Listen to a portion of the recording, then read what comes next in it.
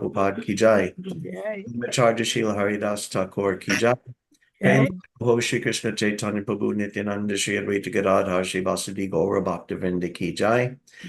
Shri Radha Krishna Gopa Gopinath Shama Kund Radha Kundagiri Govardhan ki jai. Vrindavindam ki jai. Manipur Dham ki jai. Yamuna Mai ki jai. Ganga Mai ki jai. Devi ki jai. Tulas Maharani ki jai. Samaveda Bhaktivinoda ki jai. All glories to the assembled devotees. Krishna. All glories to the assembled devotees. Hare Krishna. All glories to the assembled devotees. Hare All Krishna. glories to Sri Guru and Sri Gauranga. Hare Bol. Namaste Saraswati Devi Gauranga Vijayani Vishesha Shanvadi Pastor. Om Namo Bhagavate Vasudevaya. Om Namo Bhagavate Vasudevaya. Om Namo Bhagavate Vasudevaya. Om Namo Bhagavate Vasudevaya. Om Namo Bhagavate Vasudevaya. Om Namo Bhagavate Vasudevaya. Reading from Srimad Bhagavatam, Canto 2, Chapter 8, Text 24. Sarvametacha Bhagavan Prichato me nupurvasha Tatvato yasya dahartum prapanaya mahamune. Sarvametacha Bhagavan Prichato me nupurvasa Tatvato yasya dahartum prapanaya mahamune. Sarvametacha Bhagavan Prichito pe nupurvashaha Tatvator hasyudhahartum prapanaya mahamune. Everyone chant, please.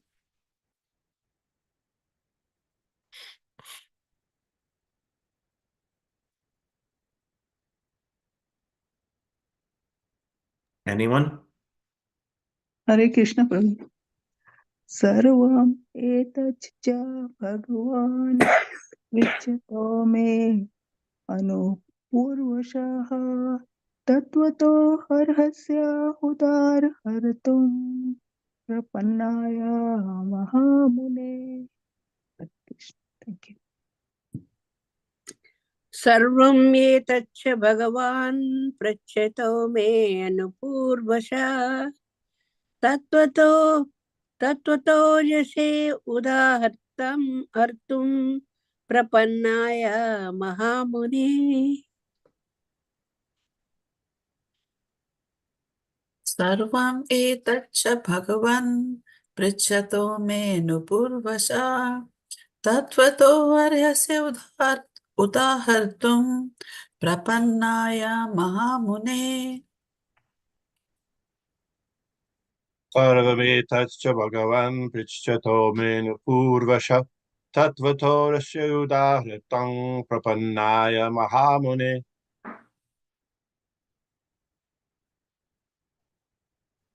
Anyone else? Okay, word for word translation. Sarvam, all these. Etat, inquiries. Cha, also that I have not been able to ask.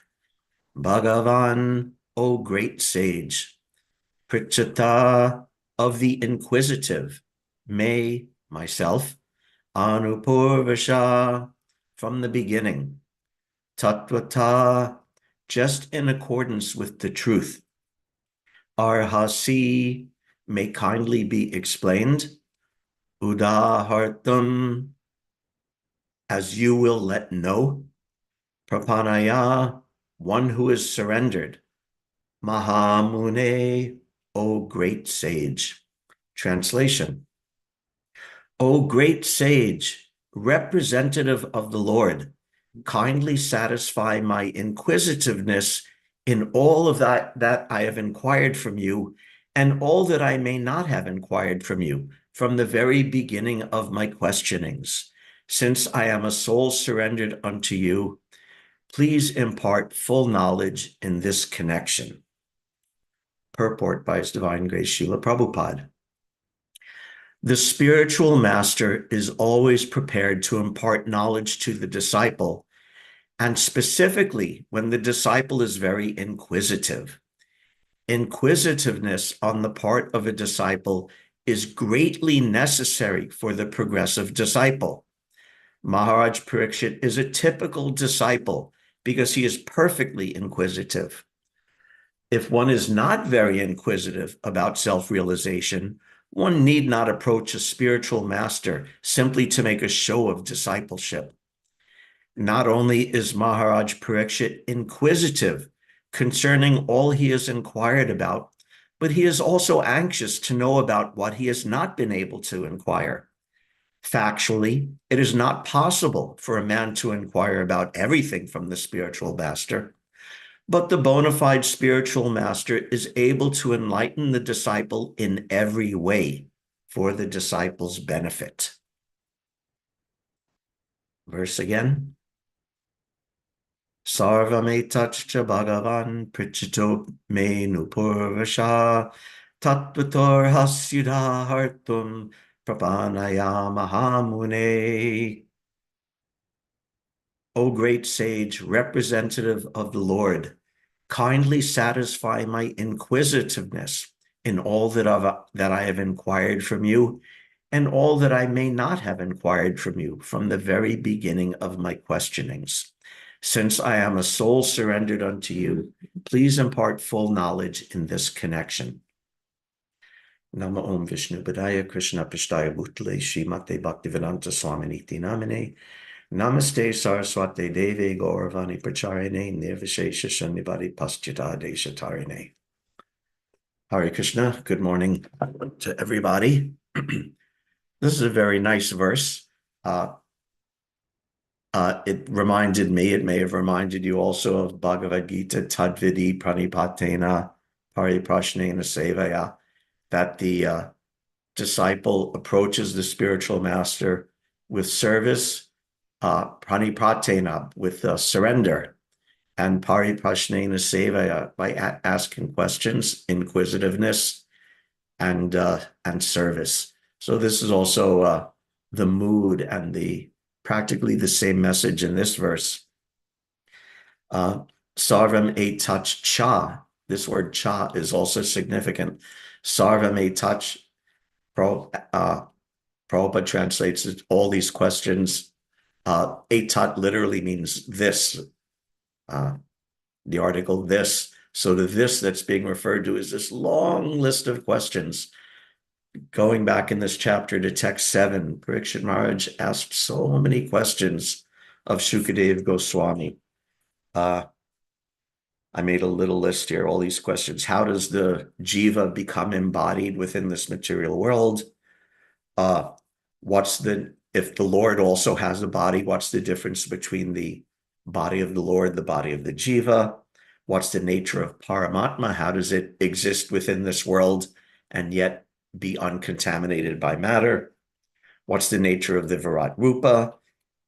What's the nature of the time factor? How does it run the creation and run all the jivas? What's the nature of creation? What are all the elements of creation and the time factor creating different yugas, different ages, one after another? What's the nature of dharma, religion, mystic yoga process, the Virat Rupa, and the manifestation of all the jivas in this world and their liberation. So what a amazing and large and significant list of questions Parikshit Maharaj submitted before Shukadev.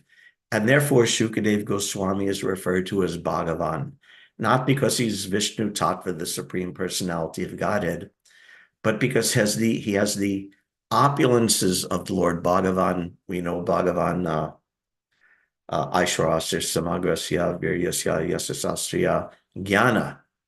So the Supreme Personality is Bhagavan because he possesses all opulences in full, including knowledge.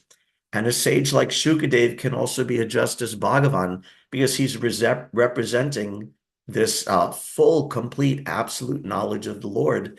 As Prabhupada says in the purport, the spiritual master, he can answer all the questions and impart all knowledge to the disciple, even if the disciple can't ask all questions or ask the right questions or ask every single question.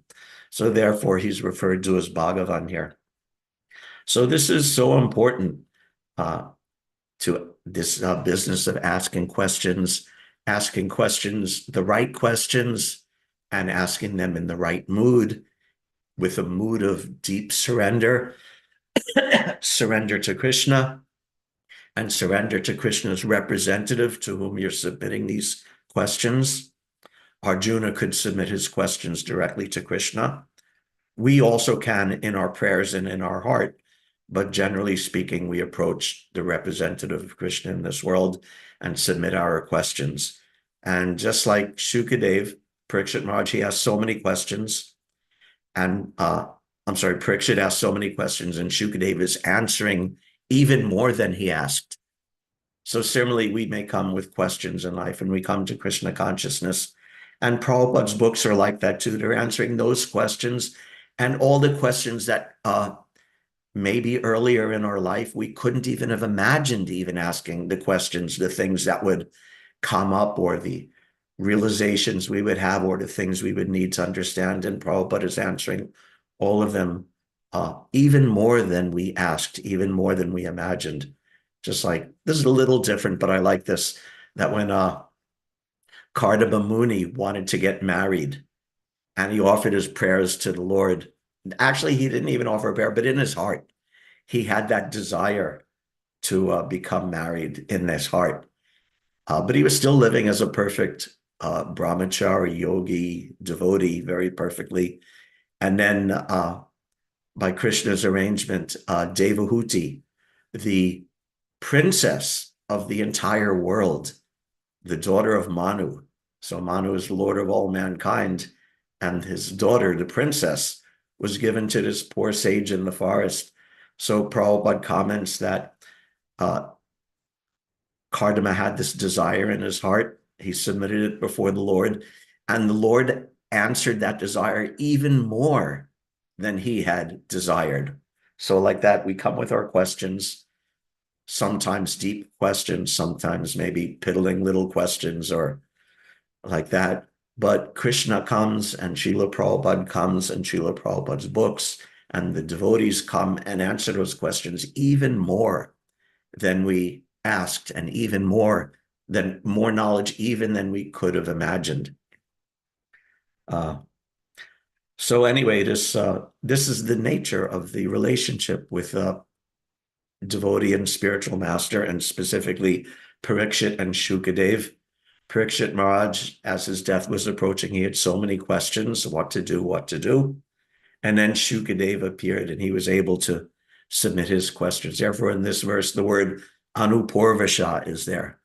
Anupurvasha means right from the very beginning, from previous time. So right from the very beginning, he's saying, I had so many questions. And in this chapter, this verse, or this chapter, he has so many questions, at least a dozen questions he asked. And so answer these, and all the questions that I have not asked, please enlighten me in everything. So from the very beginning, that question, and well, actually here he has so many questions. But to start off, Parikshit Maharaj, he had one question, a single question. What is the duty of a person who is about to die? One question. So that's the whole Bhagavatam, is this question and answer, and especially this one question. You could see the whole Bhagavatam is answering that. Everything Shukadev Goswami said is under the umbrella of that question. What's the duty of a man about to die? And do I have that verse written down somewhere? Yes. Purushasyeha yat karyam mriya manasya sarvata. Is that it? Yeah. Mriya manasya, person who is about to die. What is the duty of such a person? This is at the end of the first canto. And then in the beginning of the second canto, He starts, Shukadeva starts giving so many answers to that question. What is the duty of one about to die? And he starts off by praising that question. So why is that question important? There's unlimited reasons, but two reasons. One reason is that it was a very much heartfelt question by Parikshit Maharaj. Why? Because he was the one who was about to die. So he's asking something that matters. It's not just theoretical question or opposing question or what a Prabhupada would say in Bhagavad Gita, an absurd inquiry. But this is something he was feeling in his heart. I'm about to die. I don't know what to do. So I have to ask, what is the duty of a person about to die? Or in other words, what is my duty? So what could be a more personal and heartfelt question than that? But at the same time, it's also a question so glorious that it applies to every single one of us within the material world, because we're all about to die, right? It could happen in a second. It could happen in a week. It could happen in a year or some years. I'm in my 60s. So just statistically speaking, maybe I have a decade. It could be less, it could be more, but we're all about to die. And actually, this is a nice analysis I heard someone give. I think I've said this before also, how Parikshit Maharaj was cursed to die within 7 days, right? So we're all cursed to die within 7 days. Monday, Tuesday, Wednesday, Thursday, Friday, Saturday, Sunday. Within those 7 days, we're all going to die sometime within those 7 days. And again, it could be this week, next year, whatever. But that's why this is such a beautiful, important question, beneficial for him, beneficial for all of us, beneficial for the entire world. So this inquisitiveness, and remember, he asked that one question, now he's asking a dozen questions, and in every canto and in every chapter, more and more these questions are coming, because these questions, this is the essence of the Shastra, these questions and answers, important questions from a sincere disciple, and brilliant answers from a enlightened sage, or sometimes from Krishna himself. And so this is so essential. This is the beginning, middle, and end of sadhana, of our practice of spiritual life. In the Ramayana, which I was looking at recently after the festival several weeks ago, in Ramayana, how does it start? Valmiki happens to meet Narada Muni. Narada Muni visits his ashram, and he asks a question. He says, I want to know, is there a perfect man in this world? So that's his question. He said, some people have some good qualities, some bad qualities, some more good qualities, less good qualities, in different balance. But is there a person, a being, who has all good qualities? He's beautiful, he's dharmic, he's strong, he's kind, he's charitable, he's expert in fighting, he's expert in religion, and he gives a list, dozens of qualities. Where is that person? I want to know. There must be some person like that somewhere, who is perfect in every quality to the fullest degree. Now, Valmiki, he framed his question, is there a man like this? But what's the question he's really asking? Who is the person who is full in all opulences, right? All good qualities to the unlimited degree. That's Bhagavan. So indirectly, he's asking Bhagavan, but he's framing it, and the whole Ramayana is framed like that Rama is the ideal man, the ideal king. And the whole answer to it is given to him by Narada Muni. First, Narada Muni gives him in seed form the life of Ramachandra, his birth, his activities, just in seed form.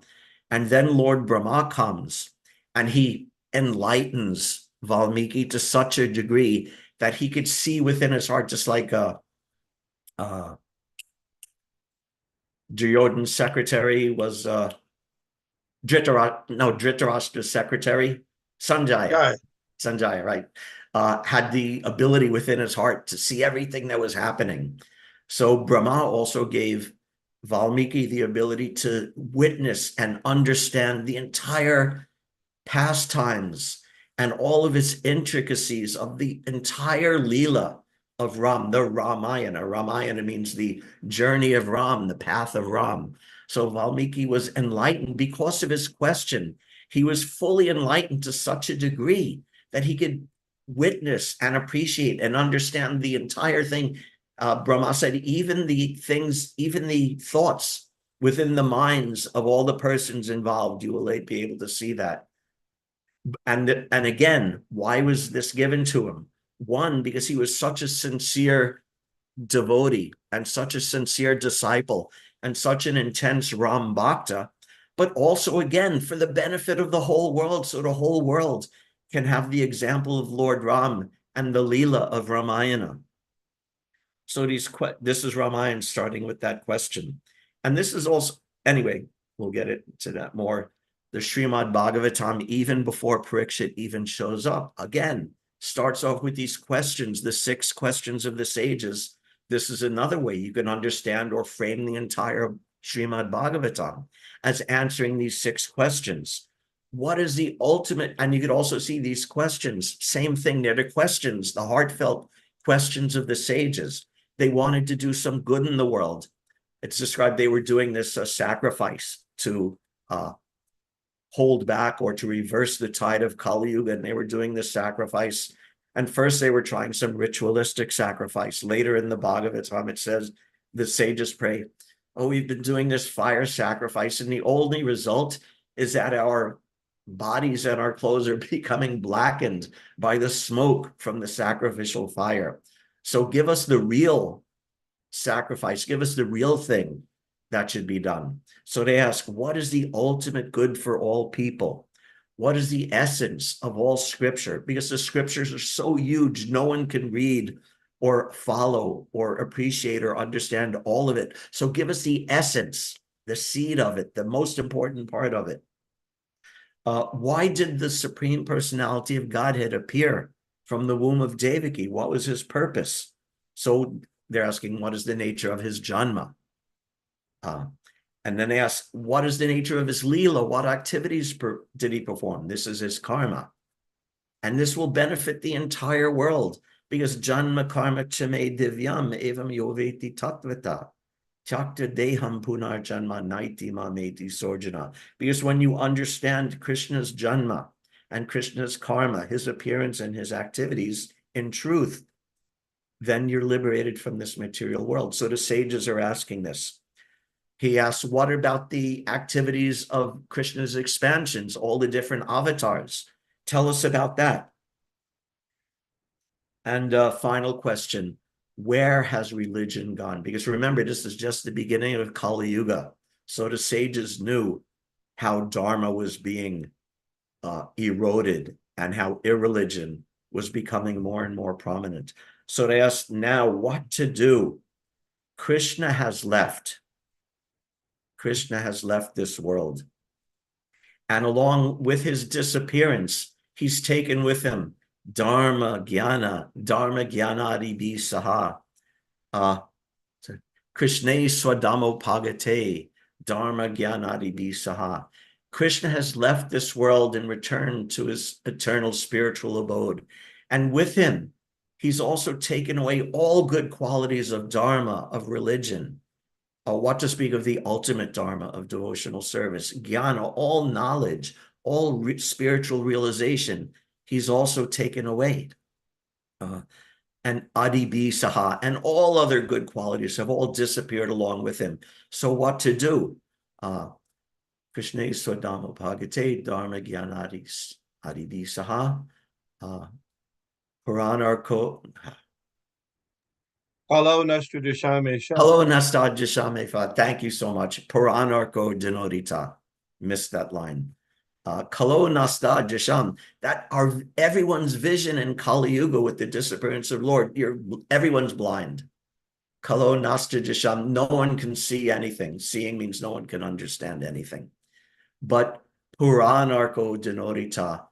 The answer to these questions is Srimad Bhagavatam. And the Srimad Bhagavatam has arisen in Kali Yuga, just like the shining sun rises to give to give vision to those who are blinded by the darkness of night. So these questions, so beautiful and so important. And because of those questions, we have the Srimad Bhagavatam. And what to speak of Bhagavad Gita, which is based on questions and answers between Krishna personally and his disciple and good friend Arjuna. So all of this is going on, these questions and answers. And these questions, we all have so many questions. When we first come to Krishna consciousness, we have questions. And as the years go by, the questions don't disappear. Sometimes the same questions plague us, or new questions come up as we have new experiences and new realizations and new practices and activities in Krishna consciousness. Just like a person comes to Krishna consciousness, he's a brahmachari, so he has questions about brahmachari life. Then some years later, he gets married, and you'll have questions about married life. And anyway, the questions don't end; they continue. And we, first of all, we meditate on these questions within our heart, because we also have intelligence. That's also a way of answering questions. With our intelligence, with realization given by Krishna, with understanding coming from hearing from the scriptures or things we've learned in answers to previous questions. So within our heart, we meditate and think about and ponder these questions. We discuss them in Bhagavatam class or in confidential meetings or in group with devotees. When we're discussing Krishna, we have questions. And from advanced devotees, like these Bhagavan devotees, the spiritual master and senior devotees and advanced devotees who are advanced, who are knowledgeable, who know us, who have our best interests at heart. So these questions never end. This is the business. The questioning never stops. It goes on and on. But we want to ask the good questions, the meaningful questions, like Parikshit Maharaj was asking the question that really was at his heart. Again, Parikshit asked his first question, and Shukadev says, Varian Eshate Prashna. This is the best question. The question again was, what's the duty of a person about to die? Varian Eshate Prashna, Krito Loka Hitam Nripa. This is the best question. Why? Because it's the best for the whole world. We don't always have to craft our questions necessarily in such a way that it's for others, although that's also nice in Bhagavatam class. In preaching programs, you can ask a question to elucidate a point for the whole audience, but also it has to be heartfelt for ourselves, actually an important question. Varian Eshate Prashna Krito Loka Hitam Nirpa. This is the best question because it's for the benefit of the whole world, everyone in the world. Atmavit samata pumsam, shrotavyadi shuyat para. Atmavit samata pumsam. This is approved. This question of yours is approved by Atmavit, by those who know the self, who are self-realized persons. The self-realized sages approve this brilliant question. And shrotavyadi shuyat para. Para means the highest, the topmost. This is the best thing to hear. This kind of question is the best thing to hear. And the answer to these kind of questions is the best thing to hear. So how important is this to learn to ask good questions? Sometimes, as the years went by in ISKCON, both in temple lectures and especially at programs, sometimes Prabhupada would be a little frustrated if there weren't good questions, if there weren't meaningful questions, intelligent questions, that Prabhupada would say, oh, people don't even know how to ask good questions anymore. At one Boston University at the end, someone asked some question, this old question, oh, the living entities are like, the living entities merge into Brahman like the rivers flowing into the ocean. He asked some question, and Prabhupada gave some answer. And then at the end, when it was over, he said to a disciple, he said, people don't even know how to ask good questions. They ask the same hackneyed idea, the stale old idea about the river flowing into the ocean without even understanding that, yeah, the river flows into the ocean, but within the river and within the ocean, there are aquatics who are individual living beings who are living within that. So we think a little bit, we consider a little bit before we ask a question. And then we ask a meaningful question, an intelligent question, and something that'll actually help us in the whole world. And this is the whole Bhagavatam, the whole coming up to not too long, the third canto and the fourth canto is all questions and answers. Vidura is on pilgrimage, and he inquires first from Uddhava, and Uddhava directs him to Maitreya. And so many questions, tell me about this, tell me about this. And Maitreya is explaining different avatars and philosophy and so many things, these questions and answers, the whole third and fourth canto. And the seventh canto is actually quite amazing. The whole seventh canto is really answering one question. Parikshit Maharaj asked, is Krishna equal to everyone, or is he partial? And from that one question, the whole Prahlad and the string of pastime is an answer to that and in reaction to that question. So such questions and these answers giving us the pastime of Prahlad and the Sringa and Hiranyakashipu and all this amazing things going on from this brilliant, brilliant question. Or later, I think that's also in the seventh canto, when Yudhishthir meets Narada and he asks questions about Varnashram. Just like in Bhagavad Gita, we have, what is it, three, four, five verses maybe about Varnashram, that Chaturvarna Maya Shishtam, that these four Varnas are created by me. The Brahmanas are like this, they're truthful, they're religious, they're clean.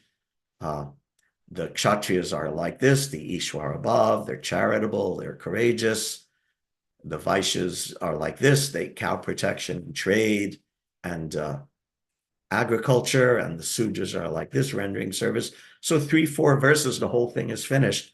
But then in the Bhagavatam, Yudhishthira asks Narada about it, and there are chapters about it, explaining in detail and expanding the whole thing. So all these brilliant questions and amazing answers, all of this is going on.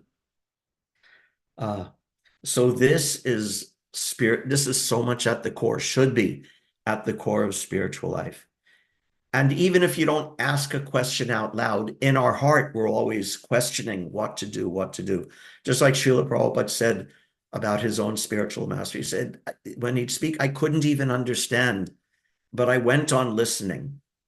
And he also said, I only asked my spiritual master one question: how can I serve you? So that's also a question.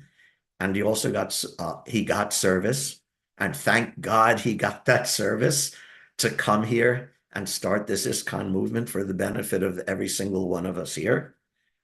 Because of that, because he asked that question, and because he heard that answer and he took it to heart. And of course, this is the other side of it. This is the completion of it. You ask it, someone asks a question, someone gives an answer, and that's not the end of it. The person hearing the answer has to be changed by it, has to be influenced by it, has to take that answer to heart. An answer is not just an answer. It's not just, okay, what's 3 plus 3? Okay, 3 plus C is 6. Okay, business finished. No, and a real question from a qualified questioner and a real answer from a qualified speaker should mean an actual change, an actual evolution in the heart of the disciple. So this is actual real question and answers. Back in the first canto, Sutta Goswami, after he's questioned by the sages, he says, Munaya sadhu prishtoham bhavadbir loka mangala. I have been justly questioned by you. Why? Again, same thing. Bhavadbir loka mangala. Your questions are loka mangala. They're auspicious for the whole world auspicious, beneficial for the whole world. And why? Because they're questions about Krishna. We may have to, if we're sick, we go to a doctor and we ask questions. What's my condition? What medicine do I take? What therapy do I do? Or if we have some business issues, April 15th passed a couple of weeks ago. So those of you who have accountants, we go, okay, how do I pay my taxes? How do I deduct this, deduct that? So many questions going on. But the real questions are questions about Krishna. Also in the Bhagavatam, when the story of Parikshit meeting the personality of Kali is told, or rather before that, the sages are asking about it. And Sutta Goswami starts telling him the story of Parikshit Maharaj. He met this evil person who was beating the cow and the bull. And Prabhupada comments, he says, the sages have no business and no interest in hearing about some low-class person beating a cow. This is distasteful. He doesn't want to hear any of that. But they're saying, if there's a connection with Krishna, then tell us about this. And what glorious, and because there is connection to Krishna, because it's the activities, the Leela of Parikshit Maharaj, so much great instruction coming from that Leela, from that description. Because otherwise, if it's not about Krishna, if it's not for the benefit of the whole world, these sages have no business, no interest in asking. There's a person beating up a cow or a bull, just like people go to the movies to watch people beat each other up, right? This is a big thing. Not even real people, CGI people beating each other up. People like to go and watch that. But this is not the real thing. The real thing is, what are the activities of Krishna and Krishna's devotees? And how does it all relate to Krishna consciousness?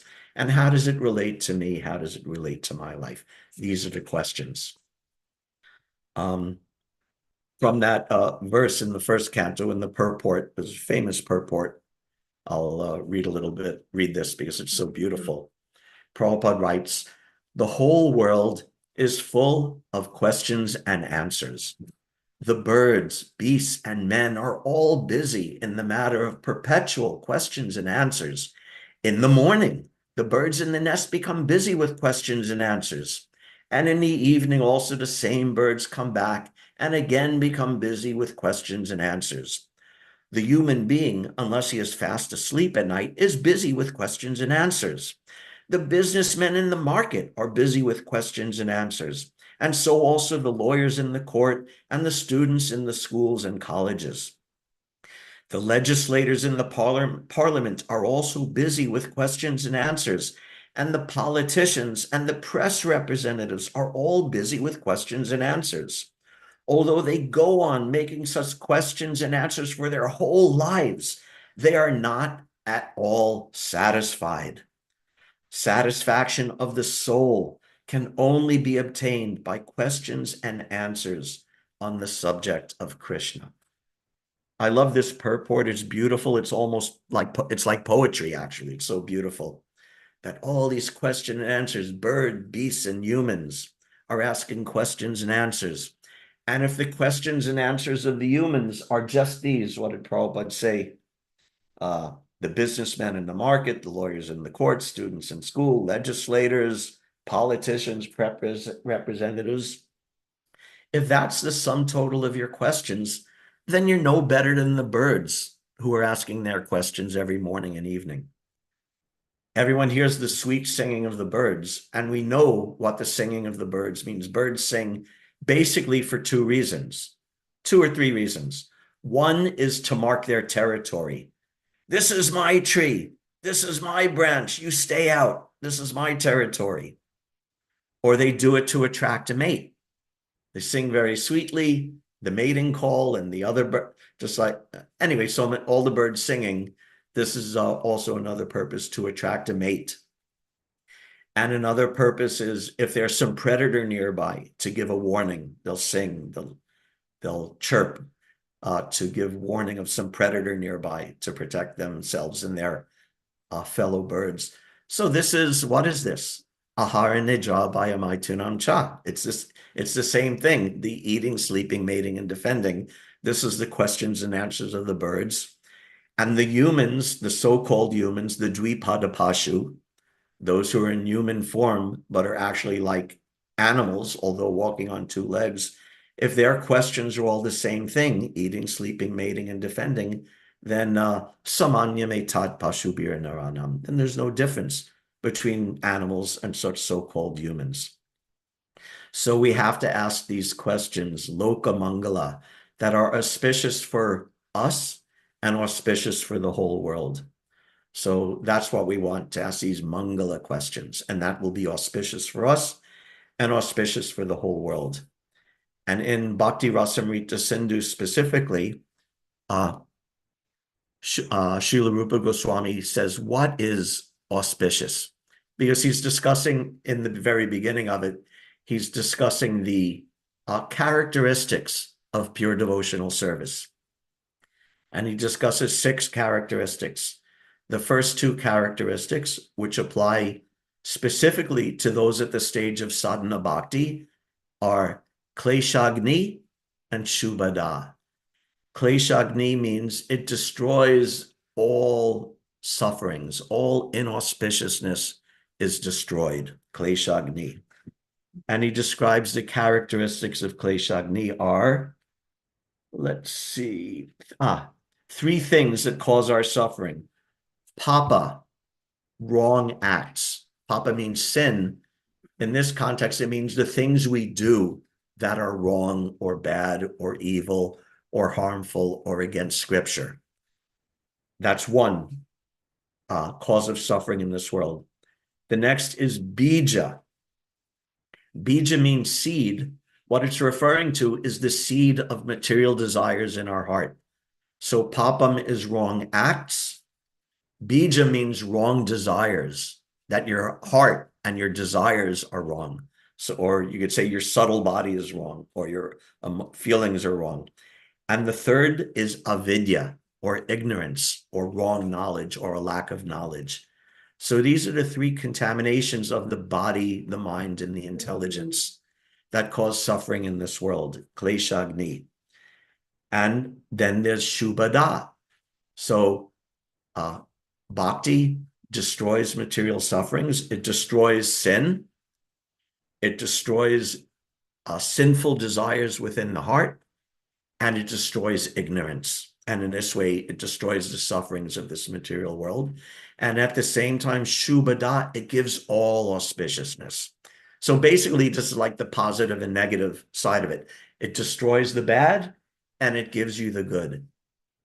So just as there are characteristics of what is suffering, analyzing suffering, he also analyzing what is shubha, what is auspicious, what is it that actually makes something auspicious.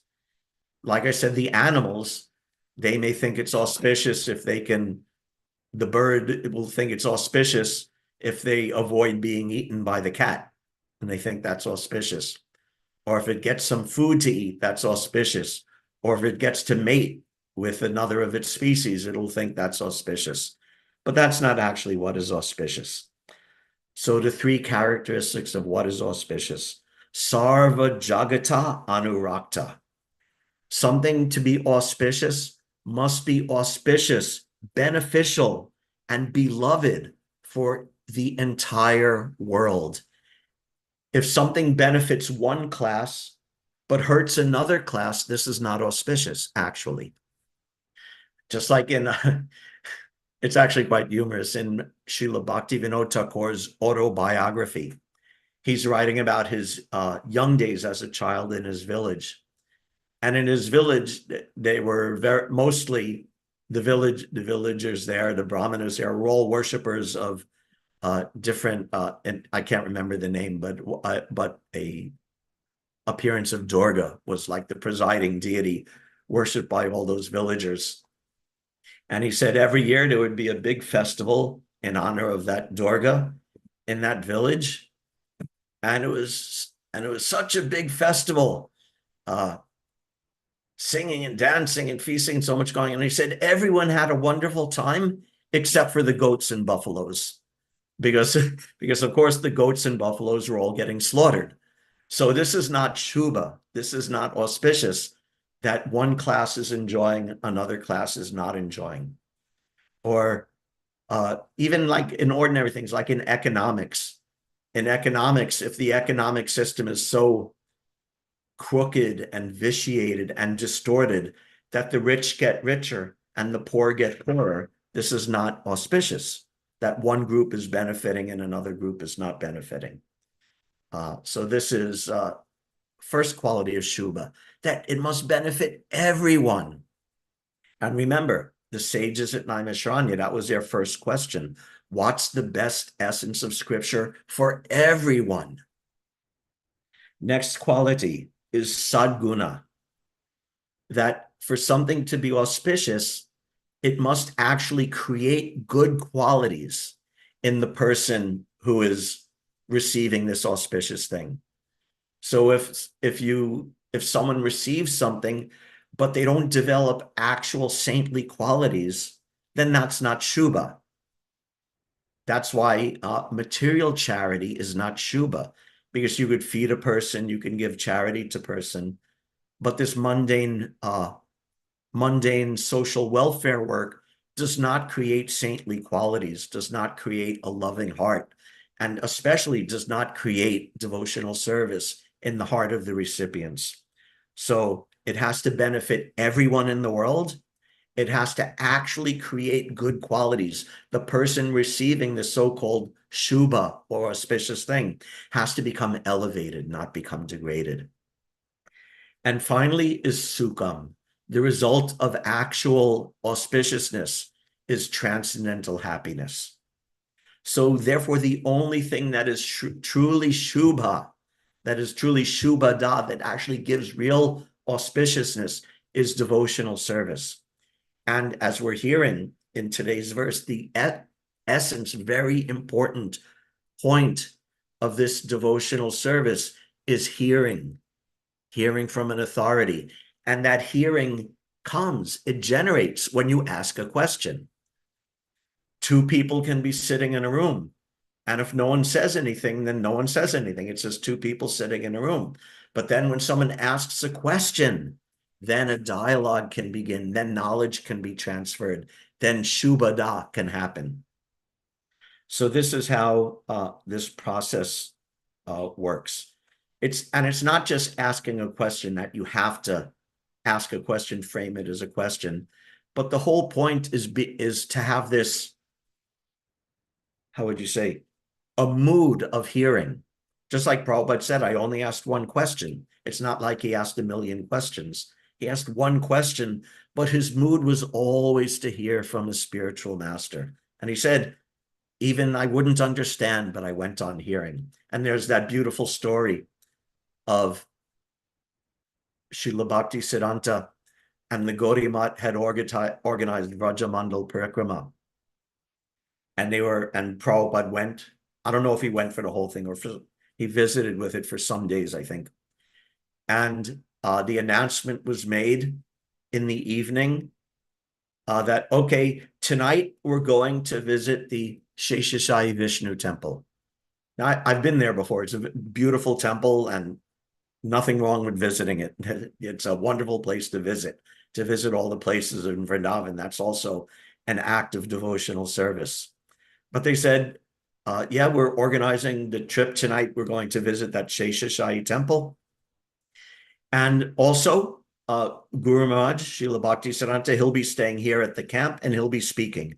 So those who want to hear speak can stay, and those who want to see Sheshashayi can go.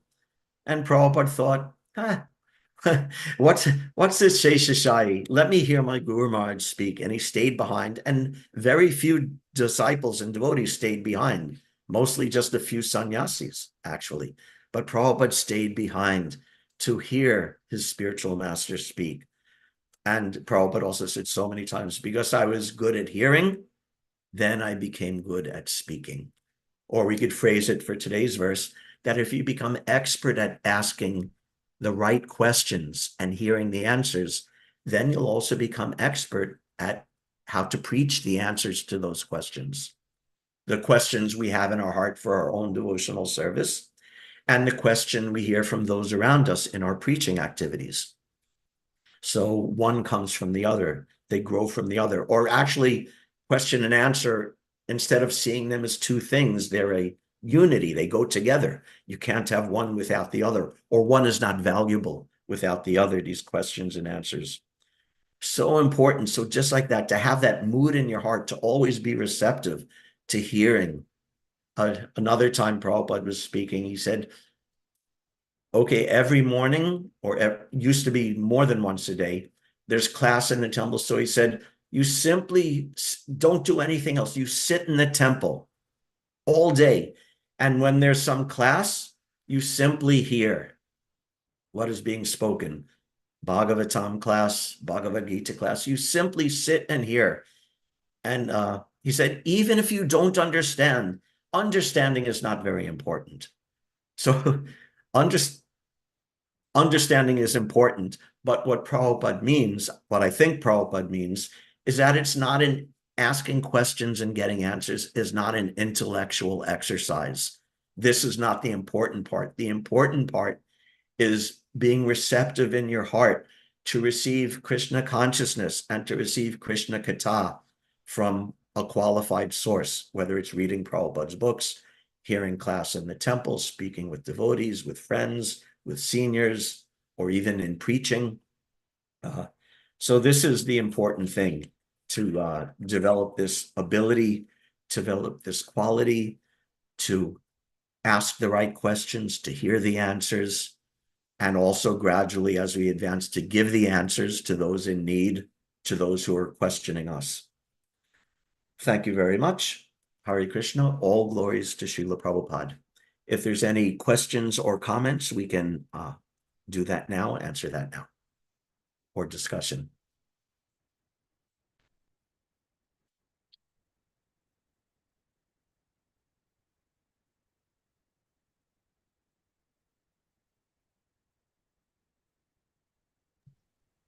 Anything? Okay. Hare Krishna. Thank you I very much. have a Oh, question, Krishna. yes, Dronacharya Prabhu, please. Bob, are you going to go? I think No, you you go can first. go. Thank you so much, Acharya Prabhu, Sure. Hare Krishna, Drona for Prabhu. this. This is very wonderful to hear. I was thinking in the Nectar of Instruction, we hear about the loving exchanges between devotees, and one of them is revealing one's mind in confidence, and the other is, kind of listening and hearing confidentially from a Yes. person. And I was thinking how this ties into the kind of the questions and answers that a person may have. And actually, when you're asking a question, sometimes you're making yourself very vulnerable to a person because you're revealing what you don't know or what is confusing about you. But I guess in that context, how it can actually be an exchange of love between two people, of submitting before a person one's doubts, and if it's sincere, you're kind of exposing yourself of, I don't know this, or I'm still stuck on this issue, and it allows for growth, and I was just kind of making that connection there between the two of them. I don't know if you had any thoughts on that. I think that's a really beautiful point and a beautiful realization, actually. Yeah, that it is, just asking a question is itself an act of surrender. And, just like, there are some questions are suitable for some venues, and more intimate or more personals may be more suitable for a more confidential venue. But yeah, that point is there, that it's actually question and answer. I like that. That's really nice. It's an exchange of love. Yeah, I like that point very much.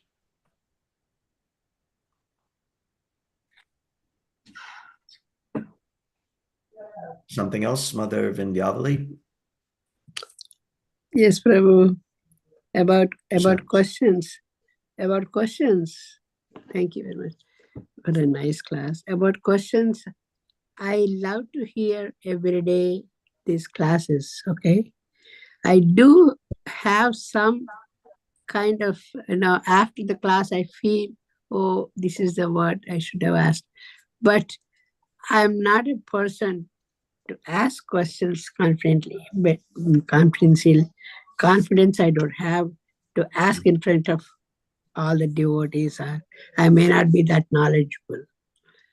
But I just, sometimes it arises to me, myself. I don't know how to express my... Yeah, that's interesting. First of all, you're speaking humbly, but we know what a nice devotee you are. I don't think you need to, any question you ask, I think will be welcomed. But also some questions maybe, because it's, like I said, it's not always, a question and answer is not always like, okay, what's 3 plus 3? 3 plus 3 is 6, business finished.